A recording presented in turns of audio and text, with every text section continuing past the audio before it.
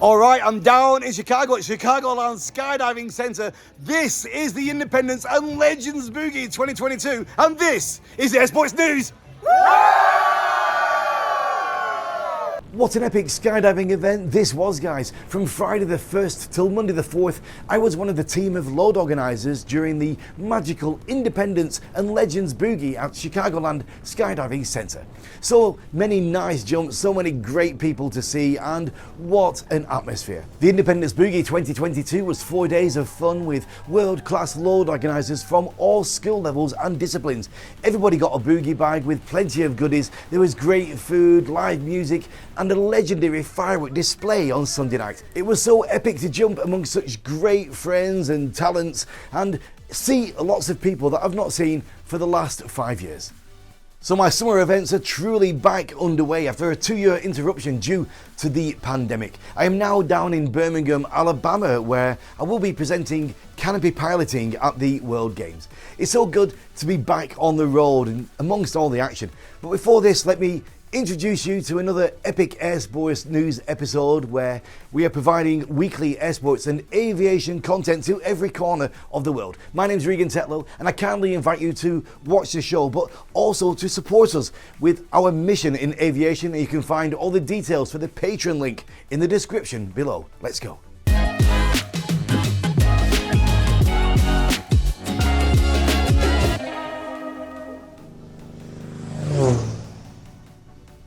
Last week saw the completion of the Military SISM World Parachuting Championships, and it was successfully completed in all 8 rounds. Let's jump into some details of the 4-way results where Hayabusa team dominated literally everything. David Growls won his 15th consecutive SISM title for the Belgian Military Services. So far, the NMP PCH Hayabusa plans are working out perfectly to bring the team's FEI ISC videographer back into the active lineup just for this event. Dennis Prate won his 12th SISM gold medal, Johan Nollet won his 7th, and Michel Sylvie won the first one last year and begins to create his own collection. At this point in time, Hayabusa is still the only team in the history of the sport currently owning World Championship titles in all 3 4-way categories of horizontal formation skydiving, 4-way indoor skydiving, and 4-way outdoor SISM. Congratulations, guys. 2 weeks ago, we invited all the pilots to compete in the unique Navitaire Open contest organised in Slovenia. More than 120 pilots arrived at the camp there to fight for the win. But just who was the best? 3 cross-country tasks of 53, 43 and 77 kilometres were flown. Pilots from 21 nations competed each time, and over 75 arriving to goal. Congratulations to the organiser Brett Janeway on a successful event in the overall classification. 3rd place goes to Richard Meek from Great Britain. 2nd was Florian Iftaka from Norway, and 1st was Sean Hanada from Japan. In the women's category, 3rd place of the podium belongs to Eva Hennenen from the Netherlands. 2nd place goes to Rosanne Van Uytjenut from Romania, and 1st place to Polish pilot Madalena Pawak. Another paragliding event? Yes, it is. This is the Super Weekly 2022, the cross-country paragliding open held in Dussard, France, which stays there until the 8th of July. After a shorter version of the Super Week 21 due to the COVID restrictions, the team is glad to see pilots again in Annecy, France, preparing a competition with great ambience, good vibes, and 6 possible tasks. The Super Week is also the opportunity for beginners in competition to gain some WPRS points in order to be selected for a greater number of international competitions, where the selection is based on this week's ranking. Well, stay tuned to deliver you the final results of this event, where a huge amount of 130 pilots have confirmed their participation in the competition. Okay, let's head up back to Chicago to catch up with a legendary special guest there. This one's a father of very talented skydiving kids. He's a great load organizer and a good friend as well of all the skydiving community in the US. Now with 19,000 skydives under his belt, he spends a lot of his time tunnel coaching and focusing on his new passion as a pilot. Let's chat a little bit with Mike Wittenberg. What's been happening with you? Not much, man. Chilling out. We've been back in the States for a couple months now. So we've spent our winters in France, and then starting up with the tunnel season, a bunch of tunnel time at iFly Detroit. We're running camps all summer long and then filling the rest with flying planes and doing skydive events. You're doing a lot of tunnel coaching, Mike. Yeah, about 350 a year usually. We got a lot of teams we're working with, and yeah, it's been really cool. It's been really cool to keep with the sport, and right now we're creating our routines for the next comp, and it's super cool actually. So it's really excited about what we're doing. So anybody who's watching who's not from our particular air sport, just tell us a little bit about your children. Yeah, they've been flying in the tunnel for, man, since probably 8 years now, 9 years, and they've won the last World Championship, the last World Cup, and the last Wing Games straight. And now we're splitting them up and having them do player coach teams with some really amazing flyers. And so yeah, we're training just as hard as we are for the next World Championship. We've left a bit more of this short chat with Mike for you to watch on our Air Sports Promotion YouTube channel. But if that's not enough for you, you can find more than 200 other interesting air sports and aviation interviews there, and a lot of skydivers as well. Don't miss out on this huge content database that we're constantly expanding. The annual Air Force Drone Racing Tournament, this year hosted at the RAAF base in Amberley in Australia, invited all racers within the ADF to test their skills and compete to qualify for the sport in the upcoming Australian Drone Nationals. Civilian drone operators from around Brisbane were invited to watch and also display their own inventions during an exhibition day on Friday the 17th of June. The Air Force Drone Racing Team compete in both military and civilian drone racing competitions. They conduct public demonstrations and teach drone racing to cadets and schools as a science, technology, engineering and mathematics education program. And what is really unique in this event is that it shows not only the flying skills of the FPV pilots, but also their engineering talents.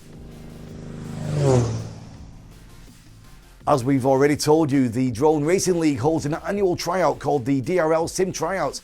Now they show another fifth map for the pilots who want to join the FPV Racing Elite. The winner of the Sim Tryouts is offered a DRL pilot contract for the upcoming season.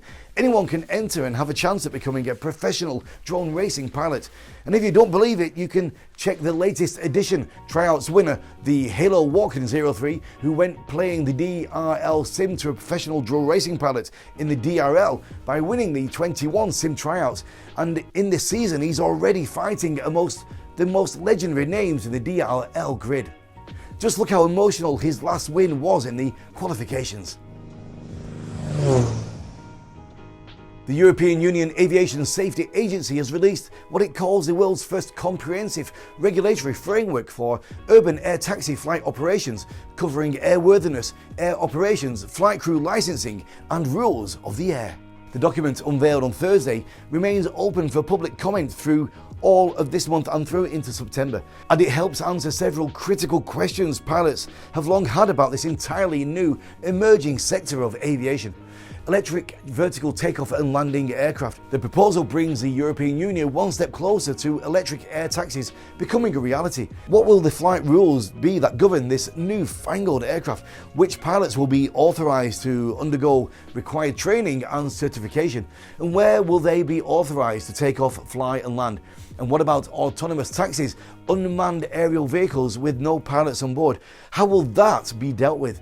These are the questions that are now waiting for comments and propositions from the aviation community. Flying big distances in the Karakoram, Pakistan region is definitely a lifetime experience. The landscape is impressive, and sometimes the commitment to fly in this remote area is quite big. So is it really possible to fly safely there on such long distance flights? Aaron Durigati decided to plan the huge 312-kilometer cross-country triangle and fly above the wild mountains with no villages, people or places to land. Everything alone with no support from other paragliders or any ground team. Does he get the goal?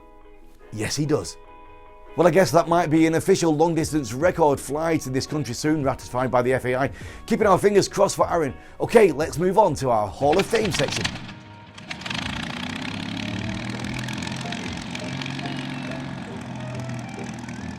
On the 1st of July 1903 at Kingston upon Hull, East Riding, Yorkshire, England, Amy Johnson was born. On May the 5th, 1929, Amy took off from Croydon Aerodrome on a 19-day, 11,000-mile journey to Australia. She arrived at Darwin, Northern Territory on the 24th of May. On the 1st of July 1912, while flying a new two-place Blériot 11 monoplane at the 3rd annual Boston Aviation Meet, Harriet Quimby and her passenger flew out over the water and crashed. The Blériot 11 was known to be longitudinally unstable. Both Harriet and his passenger died. On the 1st of July 2015, the Bell Model 525 Relentless made its first flight at the Bell's assembly plant in Amarillo, Texas.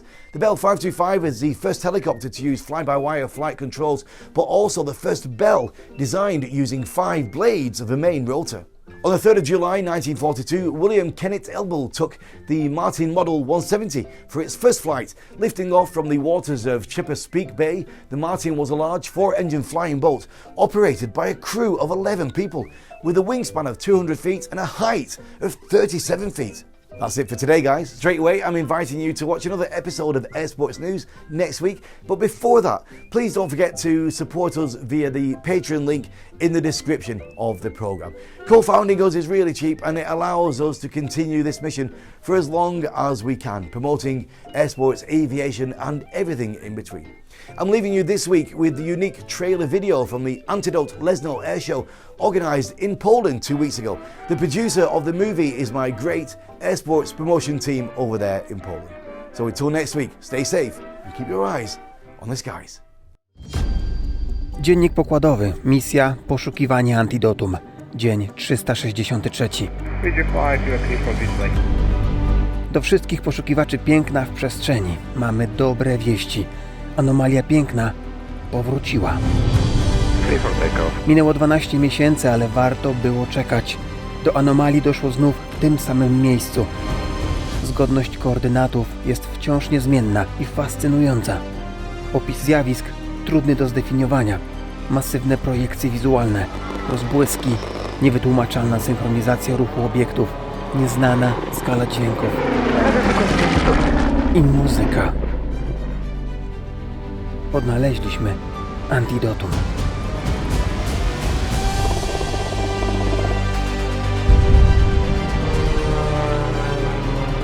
Do wszystkich załóg w przestrzeni. Przybywajcie. Zanurzcie się w tym, co odnaleźliśmy. Anomalia trwa tylko 2 dni.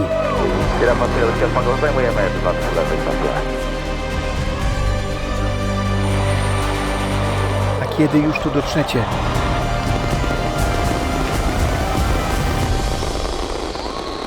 nie zamykajcie oczu.